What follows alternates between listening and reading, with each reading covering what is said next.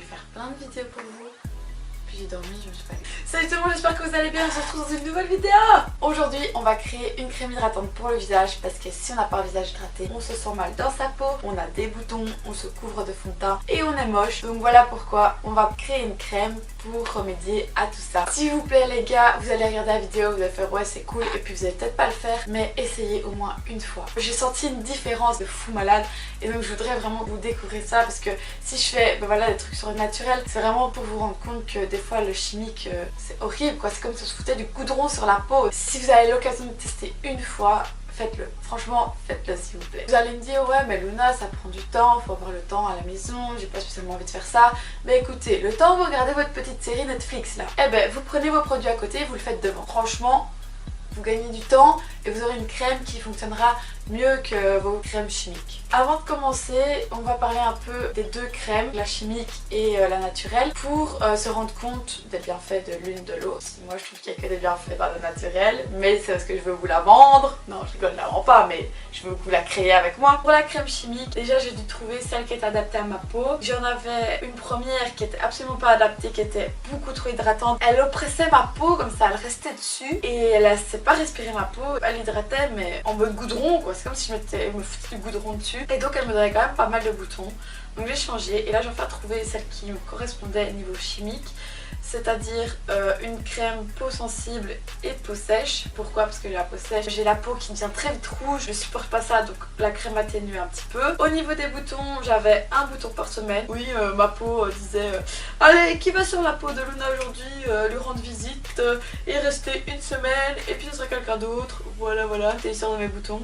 Et en gros, j'avais quand même pas mal de points noirs ici et là. Ça c'est pour la crème chimique. Pour la crème naturelle, j'ai encore eu moins de boutons. J'en avais par exemple juste quand j'avais mes règles. Donc ça c'était super bien parce que voilà, j'ai pas envie de faire les boutons, personne les aime, hein, on est d'accord. Là j'avais vraiment moins de boutons. Les points noirs, ma soeur et moi on a vraiment constaté, parce qu'elle a aussi essayé la crème, qu'on en avait vraiment moins. C'était super bien. Quand je suis revenue ici, j'avais plus de crème naturelle parce que elle était finie et c'était les examens, j'ai pas su en refaire.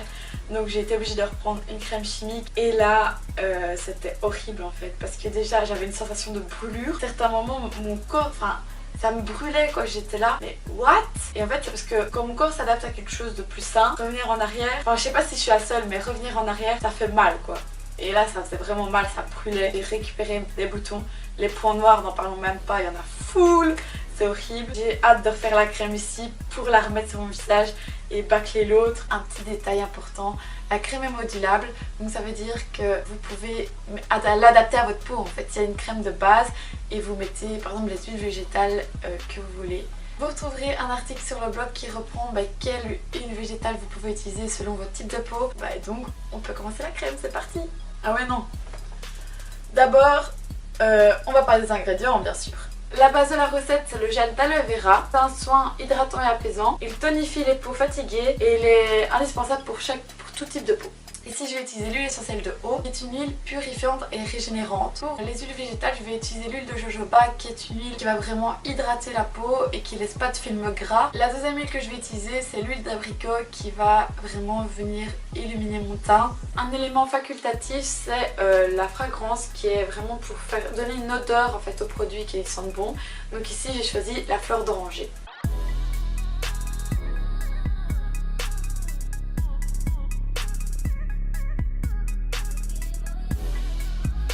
J'ai oublié plein de choses dans cette vidéo, mais pour les quantités, tout sera dans le blog évidemment, il y aura la recette, plus comment la modifier à votre goût. Donc je vous invite vraiment à aller voir sur le blog et là on va vraiment commencer. Allez c'est parti. Bon je sais pas exactement comment je vais vous présenter ça, mais pour le moment je fais comme ça et après si ça vous convient pas on testera d'autres façons pour faire la recette. Mais j'ai vraiment pas envie de faire une voix off et j'ai vraiment envie de vous parler comme ça du tac au tac. C'est pour ça que je fais comme ça et on va voir comment ça donne et vous me direz si vous préférez que j'essaye autrement ou si vous avez des idées à me donner. Mais pour le moment on va faire comme ça, voilà. Je l'ai pas montré en vidéo parce que j'ai fait au-dessus de mon évier, mais j'ai désinfecté tout avec de l'alcool si jamais. Bon là vous voyez quand même, je nettoie le plan de travail avec un petit peu d'alcool imbibé sur le mouchoir, même si tout va se faire dans le bol.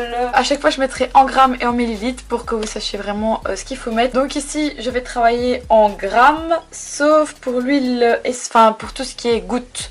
Là je vais vraiment vous dire le nombre de gouttes qu'il faut mettre. Je vais mettre 52 grammes de gel d'aloe vera pour commencer. Bon voilà, on dirait un vieux caca, mais vous inquiétez pas, il y a des gels d'aloe vera qui sont plus clairs que ça. Moi ici le mien il est vraiment très foncé en fait. Alors grâce à ma seringue je vais prendre 4 ml de chaque huile végétale. Donc ça donne 3,6 grammes avec la balance. L'anecdote que je vous racontais c'est que j'avais fait comme ça mais dans un petit pot. Et même là vous voyez ça rentre pas. Voilà, et donc là avec ça c'est plus simple. On va retirer ça. Voilà. Pareil avec l'huile de... J'avais jamais compris comment ça fonctionnait, mais retirez bien ce truc là avant de mettre parce que sinon vous n'aurez pas du tout la même bonne quantité. Hein.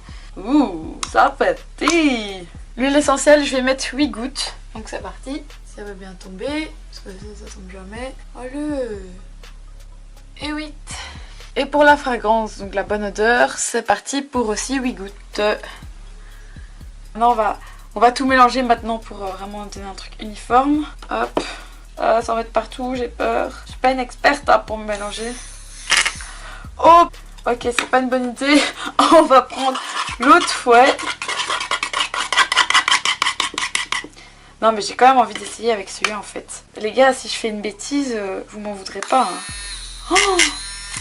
Oh, regardez. Oh, ça va se pitcher partout. Moi, je vais faire comme ça. Ok. Je vais essayer comme ça. Oh non! J'en ai mis partout. Ok, très mauvaise idée. On va faire avec le fouet, il n'y a pas le choix. Si vous avez regardé ma vidéo précédente... Oh, je vais vous montrer. Regardez-moi. Attendez, j'arrive pas à vous prendre. On voit pas, mais... Là, vous voyez les trucs qui brillent? Bah, c'est du gel d'aloe vera. Je l'ai foutu partout. On voit absolument rien, mais... En gros, tout là, il y a des taches. J'en ai mis dans mon plateau à côté. Oh, bon, la morale de l'histoire. Attendez. La morale de l'histoire, c'est quand on a ce récipient là, on n'utilise pas de fouet comme ça électrique. Et donc, vous vous rappelez la fois passée, je vous ai montré des récipients en verre. Avec ces récipients là, ça fonctionne sans en mettre partout. Mais avec celui-là, j'avais jamais essayé. Et c'est vraiment pas une bonne idée, purée. Mélangez énergiquement pour que l'huile végétale se mélange bien au gel d'aloe vera. Bon, je pense que c'est bon. On va pouvoir mettre dans le pot. Ça, c'est l'étape que je vais encore rater. Oh là là là là, ouais, je vais rater. C'est ma soeur qui avait fait ça la fois passée. Je vais aller prendre un entonnoir. Je suis tellement maladroite que faut mieux prendre un peu de précaution. J'espère que ça va passer dans le trou. Hein. Oh! Vous verrez pas, mais ça fait des paillettes. Mais comment c'est possible? Si jamais j'ai pas montré la spatule, mais en fait c'est pour tout simplement tout bien racler, pas perdre de produit. Vu que je l'ai redécouvert en faisant la précédente vidéo, ben voilà, je l'utilise quoi. Voilà à quoi ressemble le produit. Vous voyez, il y a des petites paillettes. Je viens de tester sur ma main. Ça fait pas du tout des paillettes en fait. C'est vraiment là qu'on les voit. J'ai 2-3 conseils pour vous avant de vous quitter. Le premier, c'est laisser reposer une nuit avant de pouvoir l'utiliser. Donc utilisez-le le lendemain matin, quoi, pas directement après l'avoir fait. C'est bien de l'agiter un petit peu avant de le mettre sur sa peau, mais moi je le fais jamais honnêtement. Et la conservation, ça dure 3 mois. C'est le seul inconvénient des cosmétiques naturels, c'est que ça dure moins longtemps, ça se conserve moins longtemps. Mais si vous l'utilisez tous les jours, je vous assure que dans 2 mois il est fini, donc il n'y a pas de problème. Donc j'espère que la vidéo vous aura plu. Moi je vais aller ranger tout mon bordel que j'ai foutu, je vais aller laver mon mur parce que oh là là. Dites-moi si comme ça vous plaît, enfin je vous montre là-bas parce que c'est là-bas que je l'ai fait. Dites-moi si l'endroit c'est intéressant, la façon dont je le fais c'est chouette ou pas, ou si vous préférez que je teste autre chose. Enfin voilà, il faut que je teste au fur et à mesure des vidéos comment je vais faire, mais moi je trouve que ça allait. Enfin maintenant j'ai pas vu, je verrai au montage à quoi ça ressemble, si c'est galère ou pas. Donc j'espère que ça vous plaira, que vous allez, franchement les gars, s'il vous plaît faites-le. Faites-le pour me faire plaisir et envoyez-moi des photos, surtout quand c'est fini, sur Instagram ou Snapchat, pour que je vois vos réalisations, ça me ferait super plaisir. Et en attendant, faites ça et quand ça sera fait, moi je vous fais une nouvelle vidéo pour un nouveau produit. Mais faites-le hein. Allez, ciao!